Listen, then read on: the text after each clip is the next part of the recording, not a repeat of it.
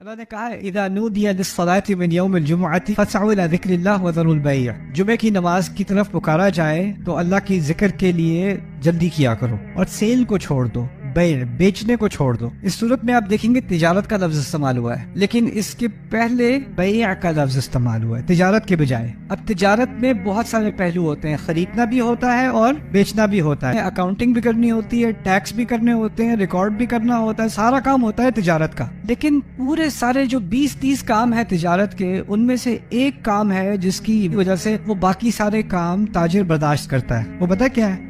Cell نہیں تو کچھ نہیں۔ اصل چیز جو ہے تجارت میں کھینچنے والی وہ کیا ہے؟ سیل۔ تو اللہ تعالیٰ کیا کہتے ہیں؟ یہ نہیں کہتے تجارت چھوڑ دو، کہتے ہیں جب نماز کا ٹائم آئے تو سیل چھوڑ دو۔ کوئی بیٹھا اگر ٹیکسز کر رہا ہوگا نا اپنے، نماز سے پہلے پہنچ جائے گا وہ، لیکن جس کی سیل ہو رہی ہوگی، جس کی دکان میں کسٹمر آ گیا، سیل تو مشکل ہے چھوڑنا بھائی۔ کہا سیل